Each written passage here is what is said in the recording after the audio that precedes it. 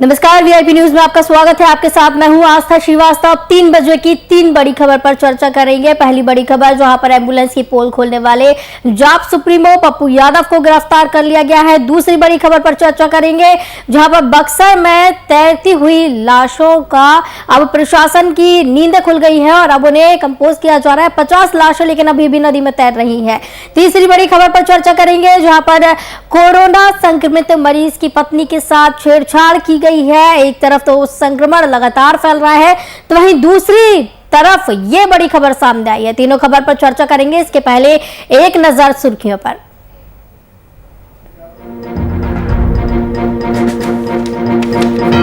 Pappu Yadav lockdown उल्लंघन में arrest. Jitan Ram Manjhi ने नीतीश सरकार को घेरा, बोले पप्पू की गिरफ्तारी मानवता के खिलाफ। बक्सर में गंगा किनारे बहकर आई 40 लाशें। कोरोना से मौत की आशंका से सहमे लोग, फिलहाल डिस्पोजल का काम जारी।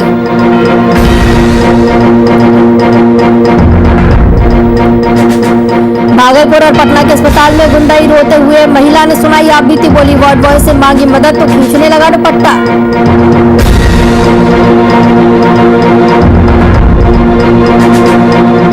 शादी के महज 5 घंटे बाद दुल्हन ने तोड़ा दम, पति ने दी मुखाग्नि, किडनी की बीमारी से थी ग्रसित।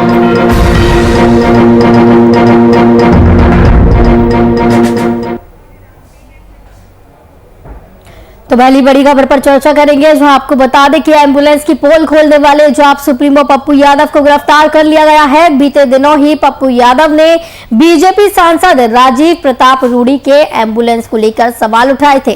पप्पू यादव ने खुद ट्वीट कर इसकी जानकारी दी और कहा कि कोरोना काल में जिंदगियां बचाने के लिए अपनी जान हथेली पर रख जूझना अपराध है, तो हाँ, मैं अपराधी हूँ।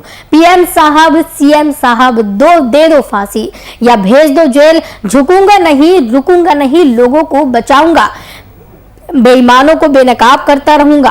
तो वहीं पप्पू यादव की गिरफ्तारी को लेकर बिहार में सियासत तेज हो गई है। पप्पू यादव की गिरफ्तारी के बाद अब बिहार सरकार ने अपने ही अपनों पर सवाल खड़े किए हैं। हम संरक्षक जीतन राम मांझी ने पप्पू यादव की गिरफ्तारी पर सवाल खड़े किए।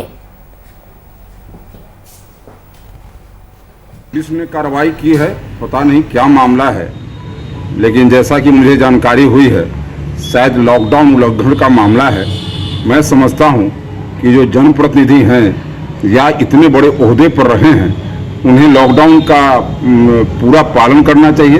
कोरोना का के लिए जो गाइडलाइन जारी हुआ है, जो प्रोटोकॉल है, उसका पूरा पालन करना चाहिए, क्योंकि वो उदाहरण बनते हैं, लोग उनका अनुकरण करते हैं। और कोरोना की इस जंग में जब हम इसके गाइडलाइन का पालन करेंगे, तभी हम कोरोना को हरा पाएंगे। और इसलिए मैं समझता हूं कि निश्चित रूप से इसका पालन करना चाहिए और सबको मतलब उस हिसाब से रहना चाहिए जिससे संक्रमण नहीं फैले।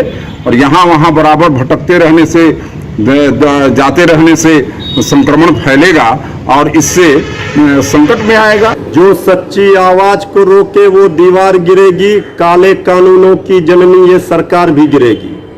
सरकार लॉकडाउन तोड़ने के आड़ में जो सरकार के खिलाफ आवाज उठाते हैं, उस आवाज को दबाना चाहती है, केस करती है, मुकदमा करती है, गिरफ्तारी करती है।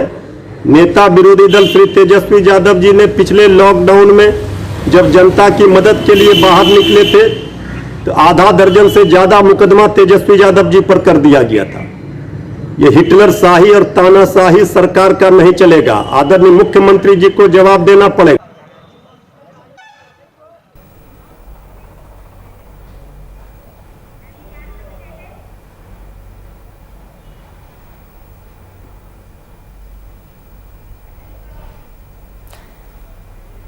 तो पप्पू यादव को लॉकडाउन उल्लंघन के मामले में अरेस्ट किया गया है, मुकदमा दर्ज कर लिया गया है। इस खबर की तमाम जानकारी के लिए हमारे साथ संवाददाता कुमार गौतम और जेडीयू से हमारे साथ संतोष कुमार जी जुड़े हुए हैं। बहुत बहुत स्वागत है संतोष जी आपका।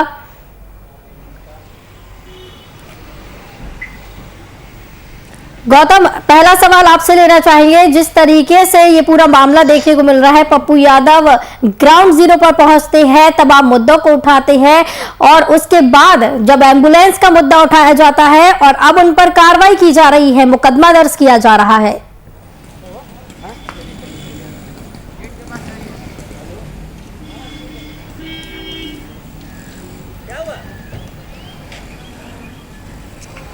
बिल्कुल, देखिए अभी अभी एक सुगबुगाहट सी हुई है और गांधी मैदान थाने के अंदर जो सुगबुगाहट है बहुत तेजी से है और अचानक से तमाम जो कार्यकर्ता हैं वो अलर्ट हो गए हैं। और आपको बता दें कि किस तरीके से अंदर में गांधी मैदान के अंदर में पप्पू यादव को रखा गया है और अचानक से तमाम कार्यकर्ताओं को अंदर बुलाया गया है या फिर ये अंदर जा रहे हैं तमाम जो कार्यकर्ता है। क्या हुआ, क्या सूचना मिली कि अंदर जा रहे हैं,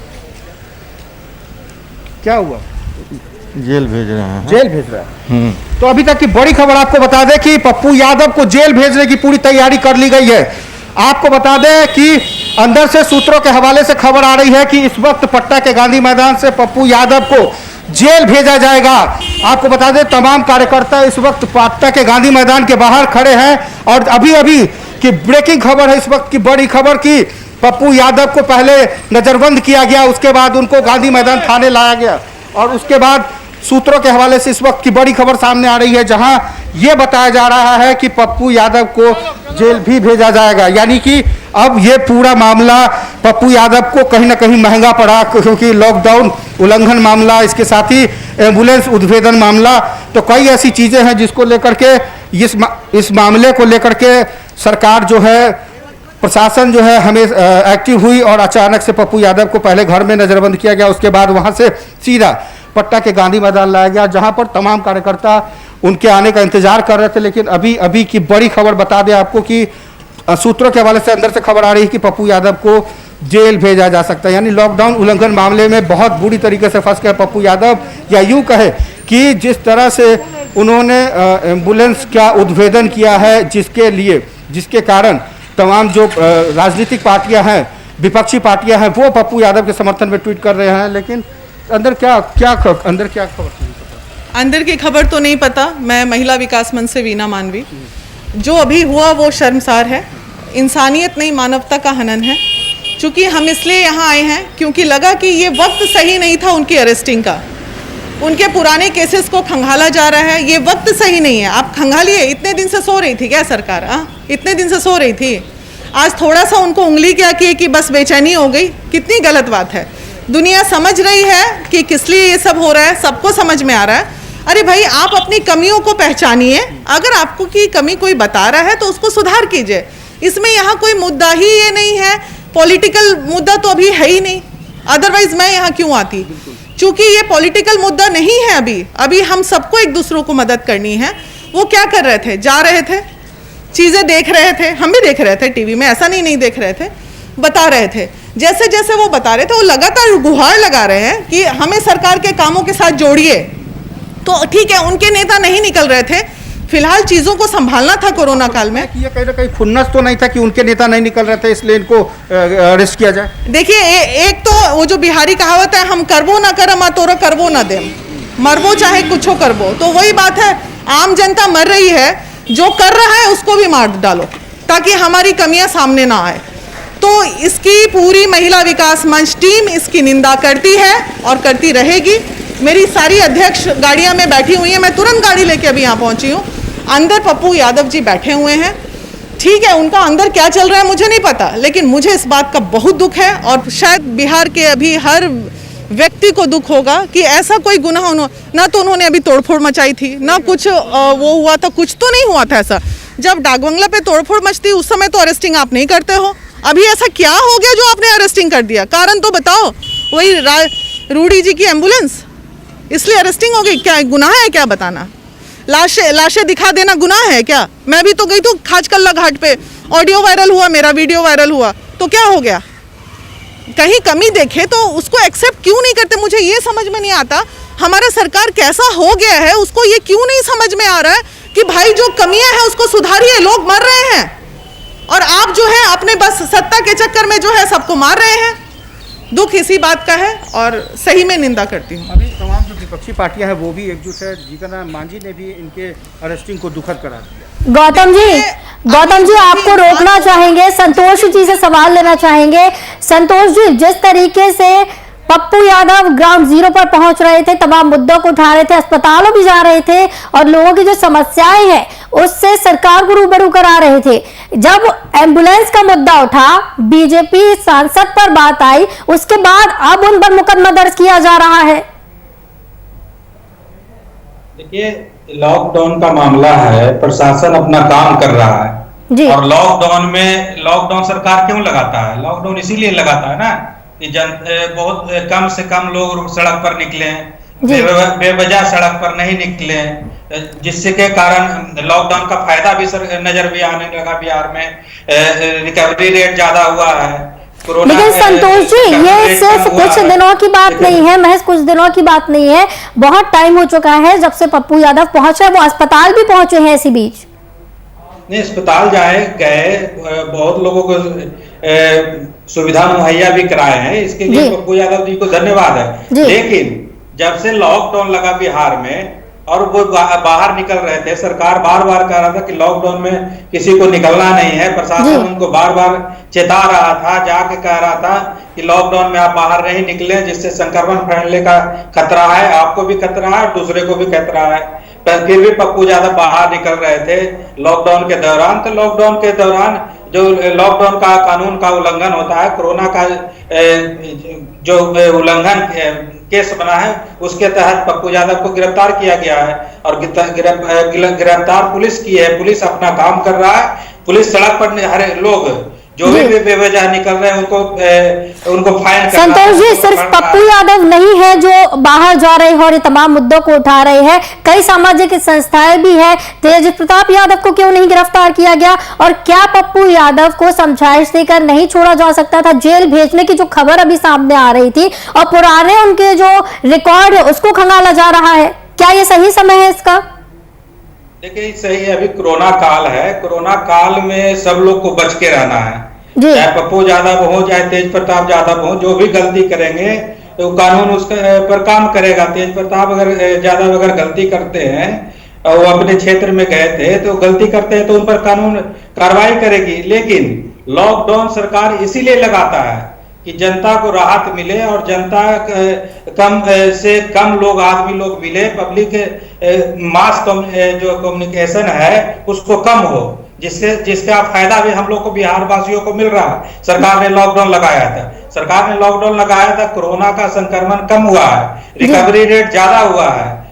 अभी अफरा तफरी का माहौल जो पटना में था ऑक्सीजन के लेके, रेमडेसिविर इंजेक्शन के लेके, वो बहुत हद तक कम हुआ है। इसीलिए लॉकडाउन सरकार का सफल रहा है और भी आगे भी सरकार लॉकडाउन करके बिहार की जनता को हर जी संतोष जी, ठीक है, सरकार ने लॉकडाउन लगाया है, फायदा हो रहा है, रिकवरी रेट बढ़ रहा है, लेकिन बड़ा सवाल ये है यहाँ पर कि जब बीजेपी सांसद पे बात आई है, एम्बुलेंस का जब मुद्दा उठाया पप्पू यादव ने, उसके बाद ही कार्रवाई क्यों हुई? क्या इतने लंबे समय से पप्पू यादव जब बाहर जा रहे थे तब सरकार को नहीं दिखा? नहीं, बीजेपी सांसद का कोई इस तरह का मामला ही नहीं, लॉकडाउन का उल्लंघन का मामला है।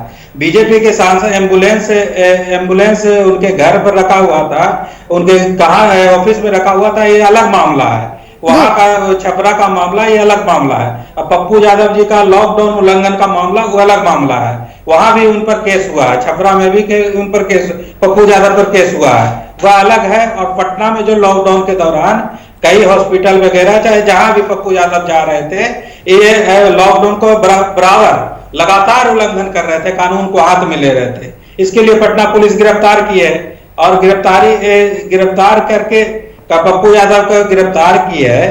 तो इससे क्या है, जो लॉकडाउन में कोई भी लोग निकलेंगे, हम भी निकलेंगे तो गिरफ्तार किए जाएंगे। जी संतोष जी, ठीक है, बने रहिए हमारे साथ। गौतम जी, आपसे सवाल पूछना चाहेंगे, जिस तरीके से कहा जा रहा है संतोष जी के द्वारा कि ये लॉकडाउन उल्लंघन का जो मामला है पप्पू यादव का, ये अलग है, इस पर अलग कार्रवाई हो रही है, और जो बीजेपी सांसद का मामला है ये अलग है, इस पर अलग जो मुद्दा है ये अलग मुद्दा है। तो कहीं ना कहीं क्या आपको लगता है कि जब बीजेपी का ये मुद्दा उठाया गया है, एम्बुलेंस का मुद्दा उठाया गया है, तभी क्यों उस पर कार्रवाई हुई है, तभी क्यों पप्पू यादव को गिरफ्तार किया गया है?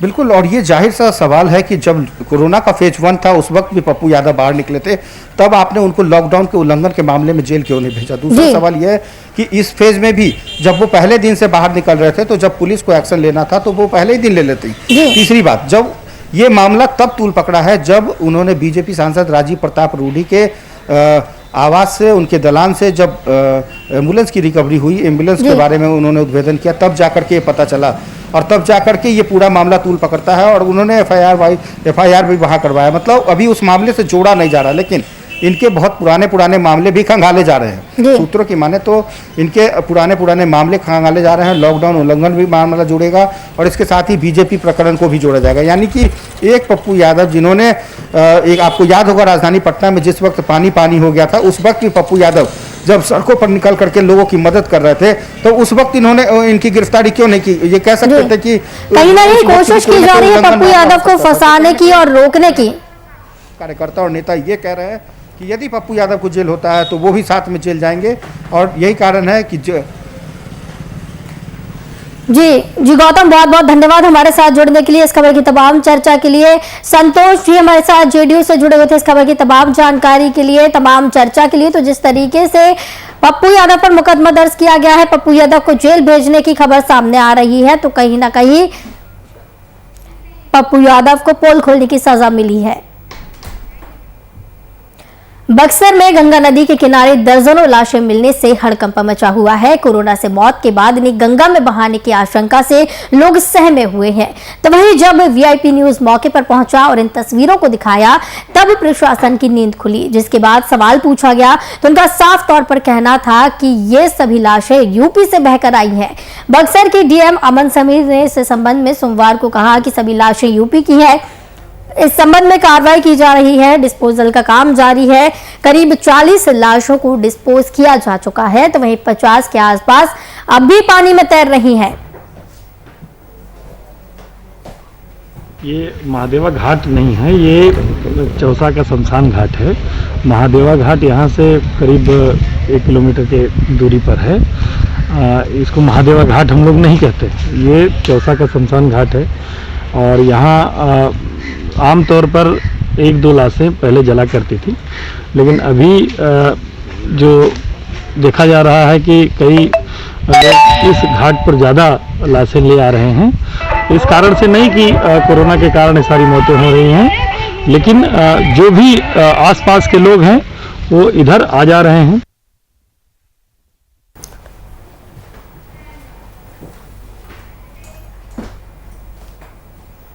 इस खबर की तमाम जानकारी के लिए हमारे साथ सहयोगी धीरज जुड़े हुए हैं। धीरज, जिस तरीके से ये पूरा मामला देखने को मिला है, बक्सर में गंगा नदी में लाशें तैरती हुई पाई गई हैं, डिस्पोज किया जा रहा है। अब कहीं ना कहीं क्या प्रशासन अपनी गलती मानने को तैयार है? जी, जिला प्रशासन तो ये कर रहा है कि हमारे क्षेत्र का 100 नहीं है, दूसरे राज्यों के पानी में तैरते हुए आ गया। लेकिन ये सोचने वाली बात है कि एक ही जगह पर इतने सारे 100 कैसे आ सकती हैं? और भी तो घाट है, और भी तो जगह है जी। यहाँ पर तो ये यहाँ पर तो ये बात सामने आ जाता है कि एक ही जगह पर क्यों आया, वजह क्या है? एक नहीं, 2 नहीं, सैकड़ों की तादाद में बहुत सारे 100 तो पानी के अंदर भी है जी। धीरज, क्या आपने इसमें जिम्मेदारों से बातचीत की है, स्वास्थ्य महकमे से बात की है, जिसकी जिम्मेदारी है उससे बात की है? क्या कुछ उनका कहना है कि इतनी बड़ी संख्या में जब ये यहाँ पर लाशें तैर रही हैं, तो ये कहाँ से आई हैं? वहाँ की जो संस्कृति जो है, जो वहाँ पर जो भी ब्राह्मण है, जो सौदा करवाते हैं, उन लोगों का कहना है कि हम लोग तो यहाँ पर अपना हम रोज का यहाँ पर ड्यूटी है, यहाँ पर रोज 30-40 के तादाद में यहाँ पर 100 रख कर चले जाते हैं। हम लोग माना करने पर के बावजूद भी लोग नहीं मानते हैं, जैसे तैसे रख कर चले जाते हैं। इसकी शिकायत हमने प्रशासन से भी की, लेकिन प्रशासन भी उतना इशू नहीं बनाया इसको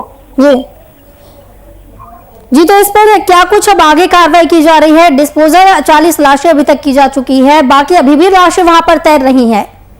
ये खबर जो हमारे चैनल पर चला, इसको लेकर जिला प्रशासन पूरी तरह अलर्ट हो गया है और पूरे मतलब राज्य सरकार भी अलर्ट हो गया है। सारे 100 को बाहर निकालकर इसके पोस्टमार्टम की प्रक्रिया में लगी हुई है और इसको अंतिम संस्कार भी करने के लिए पोस्टमार्टम के बाद अंतिम संस्कार के प्रक्रिया में जुटी हुई है जी। बहुत बहुत धन्यवाद धीरज सहयोगी हमारे साथ जुड़े थे इस खबर की तमाम जानकारी के लिए। तो आपको बता दें कि बक्सर डीएम का कहना है कि डिस्पोजल का काम जारी है, लेकिन एक बड़ा सवाल यहाँ पर यही खड़ा होता है कि इतनी बड़ी संख्या में यहाँ पर लाशें कैसे आई और कहां से आई हैं। पूरा देश इस समय कोरोना महामारी से जूझ रहा है। इसी बीच बिहार से मानवता को शर्मसार कर देने वाला एक मामला सामने आया। बिहार के भागलपुर के एक निजी अस्पताल में डॉक्टरों और अन्य स्वास्थ्य कर्मियों ने वहां भर्ती एक कोरोना संक्रमित की पत्नी के साथ छेड़छाड़ की और उसका उत्पीड़न किया।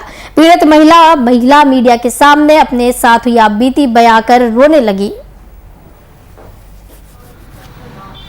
मेरा बाबू चला गया हमको छोड़ के।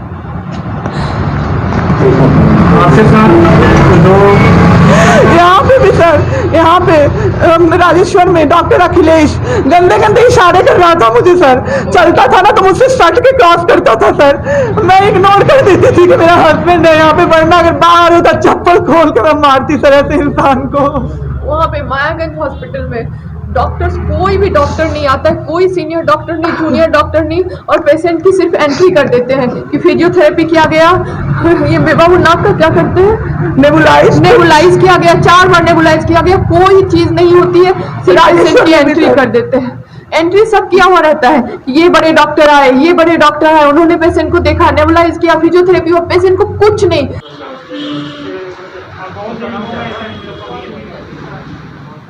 अनिल कुमार जुड़े हुए हैं। अनिल, एक तरफ तो संक्रमण लगातार फैल रहा है और लोग एक दूसरे की मदद करने के लिए आगे आ रहे हैं, तो वहीं दूसरी तरफ ये खबर सामने आई है एक महिला के साथ अस्पताल में ही अभद्रता की गई है। जी बिल्कुल, जैसा कि देखा जा रहा है कि इस महामारी काल में भी कहीं ना कहीं मरीज जहां पे अपनी लचर व्यवस्थाओं को लेकर और मरीजों के बेडों के मुहैया को न लेकर और उचित इलाज न मिलने की वजह से उन्हें दर दर की ठोकरें खानी पड़ रही है।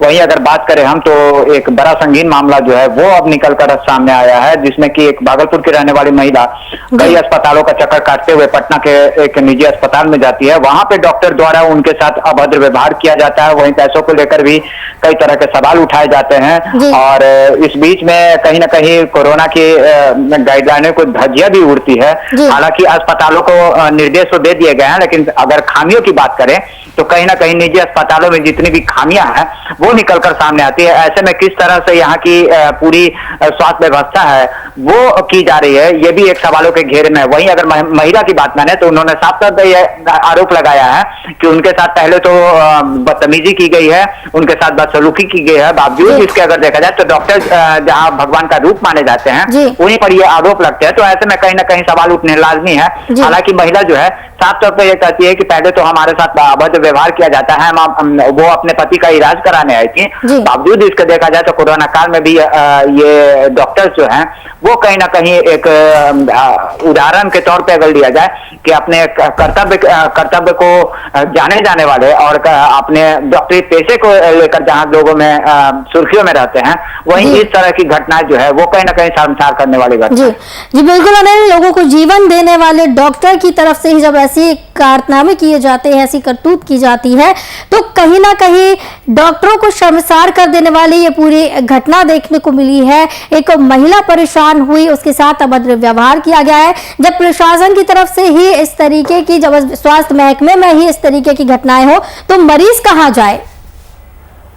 जी बिल्कुल, जैसा कि अब इस मामले के संज्ञान में आते ही भागलपुर के अगर बात करें तो उच्च अधिकारियों द्वारा इसके जांच के आदेश तो दे दिए गए हैं, लेकिन बावजूद इसके अगर देखा जाए तो जिस तरह से इस घटना को डॉक्टर द्वारा ही अंजाम देने का आरोप लगाया गया है, तो ये बिल्कुल जांच का विषय है। और कहीं ना कहीं इसमें कई तरह की बातें भी है जो निकलकर सामने आ सकती है। हालांकि महिला जो है साफ तौर पर आरोप लगा रही है कि डॉक्टर ने उनके साथ अभद्र व्यवहार भी किया है, हालांकि वो अपने पति का इलाज यहाँ कराने आए थे। जी बहुत बहुत धन्यवाद अनिल कुमार, सहयोगी हमारे साथ जुड़े थे इस खबर की तमाम जानकारी के लिए। तो आपको बता दें कि एक तरफ तो लोग परेशान हो रहे हैं, संक्रमण लगातार फैलता जा रहा है, तो वहीं दूसरी तरफ अस्पताल में इस तरीके के कारनामे देखने को मिल रहे हैं। पहली बड़ी खबर पर हमने चर्चा की जहां पर पप्पू यादव को गिरफ्तार कर लिया गया है और इसी बीच बड़ी खबर आई जहां पर पप्पू यादव को जेल भेजने की तैयारी की जा रही है। तो वहीं दूसरी बड़ी खबर पर हमने आज चर्चा की जहां पर बक्सर में गंगा नदी में तैरती हुई लाशें मिली हैं। वीआईपी न्यूज की तरफ से खबर दिखाई गई, जिसके बाद प्रशासन एक्शन में आया और अब लाशों को डिस्पोज किया जा रहा है। तीसरी बड़ी खबर पर हमने चर्चा की जहां पर एक महिला के साथ अस्पताल में ही अभद्रता की गई है, जब डॉक्टर की तरफ से ही इस तरह की कार्रवाई नहीं की जा रही है, उसी की तरफ से करतूत की जा रही है, तो एक बड़ा सवाल ये खड़ा होता है कि अब महिला जाए तो कहा जाए, किससे अपनी गुहार लगाए जब प्रशासन ही उसकी नहीं सुन रहा। वीआईपी न्यूज के खास कार्यक्रम में फिलहाल इतना ही। मुझे दीजिए इजाजत, नमस्कार।